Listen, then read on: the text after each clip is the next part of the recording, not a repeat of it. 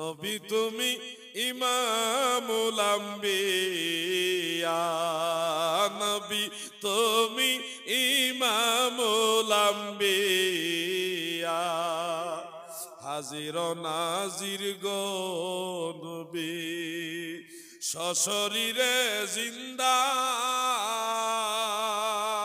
সুবহানাল্লাহ বলেন। আমার সাথে যারা পারেন বলেন, হাজির নাজির গো নবী সশরীরে জিন্দা, নবীদের নবী তুমি গো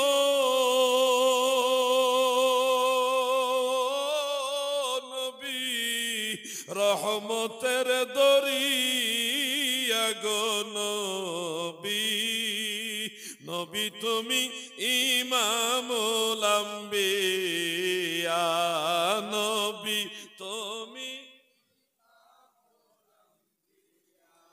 আমরা মেরাজ সম্পর্কে বিশ্বাস করি, সুবহানাল্লাযী আসরা বিআবদিহি লাইলাম মিনাল মাসজিদিল হারামি ইলাল মাসজিদিল আকসা।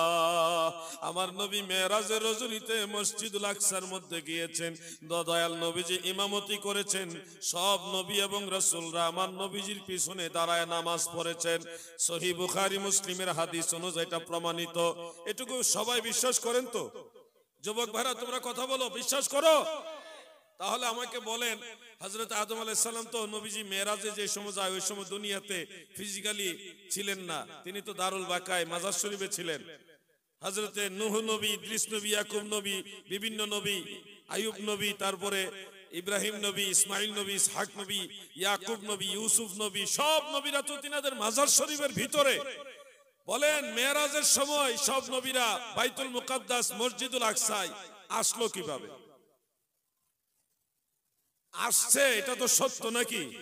সবাই বলেন সত্য কি না? আসছে সত্য, কিন্তু আপনি বলছেন নবীরা হাজির নাজির হইতে পারে না। তাহলে মেরাজের রাত্রে আদম নবী, মূসা নবী, ঈসা নবী, সব নবী তিনারা যদি আল্লাহর হাবিবের পিছনে নামাজ পড়ার জন্য ফিলিস্তিনের মসজিদুল আকসায় আসতে পারে, অন্য নবীরা যদি পারে, তাহলে আমার নবী কেন রওজা মুবারক থেকে এই ভারতবর্ষের উম্মতের কাছে আসতে পারবে না? কথা ঠিক না বেঠিক? ইয়া রাসূলুল্লাহ।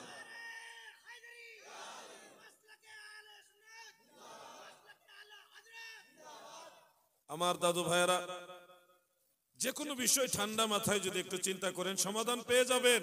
কঠিন কিছু না, এটা এমন কোনো বিষয় না যেটা আপনি বুঝবেন না। সবাইকে অনুধাবন করার চেষ্টা করতে হবে। ইমাম জালালউদ্দিন সুয়ুতী রহমাতুল্লাহ আলাইহি আল হাবিলিল ফাতাওয়ার মধ্যে লিখেছেন যে উম্মতের মাঝে যাদেরকে দয়াল নবী বেশি ভালোবাসে তাদের জানাজার নামাজে এসে নবীজি হাজির হয়, শরীক হয়। আপনারা বলেন এরকম সৌভাগ্য আপনারা চান কিনা? ও যুবক ভাইরা, মুরব্বী বাবারা, বলেন না চান কিনা? তাহলে আপনাদের আমলের মধ্যে কিছুটা আরো মজবুতি নিয়ে আসতে হবে। আমি সে আলোচনাটা সামনে নিয়ে আসতেছি ইনশাআল্লাহ। আমার ভাইরা গো, আল্লাহর হাবিব আমার দয়াল নবী প্রত্যেকটা মুমিনের কবরের মধ্যেও হাজির হয়। মুনকার নাকির এসে যখন প্রশ্ন করে মার রাব্বুকা ওয়া মা দীনুকা ওয়া মা কুনতা তাকুলু ফি হাযার রাজুল, বুখারী, মুসলিম, তিরমিজি অন্যান্য কিতাবে হাদিসটা রয়েছে। কোন কোন কিতাবে শুধুমাত্র নবীজির ব্যাপারে প্রশ্ন করার কথাটাই রয়েছে। তিনটা প্রশ্ন যখন করবে হাফিজুল হাদিস ইমাম মুহিউদ্দিন নববী রাহমাতুল্লাহ আলাইহি সহিহ মুসলিমের শরাল মিনহাজ শরহে মুসলিমের মধ্যে লিখেছেন। ইমাম শিহাবউদ্দিন কাসতালানী মাওয়াহিবুল্লাহ দুনিয়ার মধ্যে উল্লেখ করেছেন।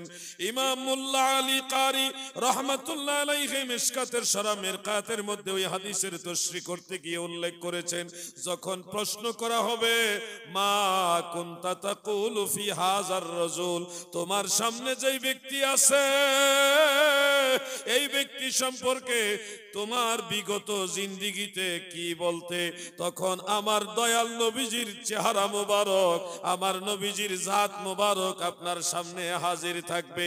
ইমানদারেরা নবী দেখে চিনবে, নবী দেখে দেখে বলবে হাজা নবিয়ুনা মুহাম্মাদুর রাসূলুল্লাহ সাল্লাল্লাহু আলাইহি ওয়াসাল্লাম। আর যারা মুমিন না, যারা আকীদা খারাপ নিয়ে মারা গেছে, সুন্নি হইয়া মরে নাই, বাতিল আকীদা নিয়ে মরেছে, তারা কবরে মুনকার নকির সওয়াল করার সময় নবীকে দেখেও চিনতে পারবে না। আপনারা একটু খেয়াল করে দেখবেন, যারা বাতিল আকীদার লোক তারা আমাদের নবীজির আলোচনা তেমন একটা পছন্দও করে না।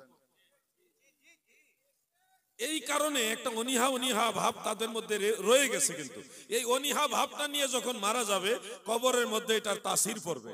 তারা নবীজিকে দেখলেও চিনবে না, এটার একটা তাসির থাকবে।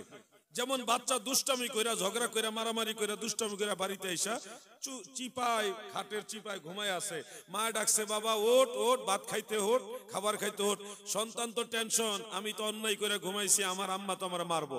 এই যে মায় ডাকতেছে খাবারের জন্য, সন্তান ঘুম থেকে জাগ্রত হয়ে মা আমার কোনো দোষ নাই, আমার কোনো দোষ নাই, অমুকের দোষ।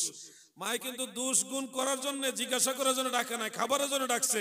কিন্তু ওই সন্তান তো অন্যায় করে ঘুমাইছে, ওই মাইন্ড সেট আপ করে ঘুমাইছে। এখন ঘুমের থেকে জাগ্রত হয়ে এটাই তার কাজ করতেছে, ওই মাইন্ডটাই কাজ করতেছে। ঠিক দুনিয়াতে যারা নবীর আলোচনা পছন্দ করে না, নবীর দুরুদের প্রাধান্যতা পছন্দ করে না, নবী নবী যারা করে তাদেরকে ঘৃণা করে, নবীজিকে বা নবীজির জিকিরকে যারা অ্যাভয়েড করে, তারা কবরের মধ্যে নবী দেখলেও চিনবে না, কারণ তারা দুনিয়াতেও মদিনাওয়ালাকে মন থেকে ভালোবাসে না। ঠিক না ঠিক?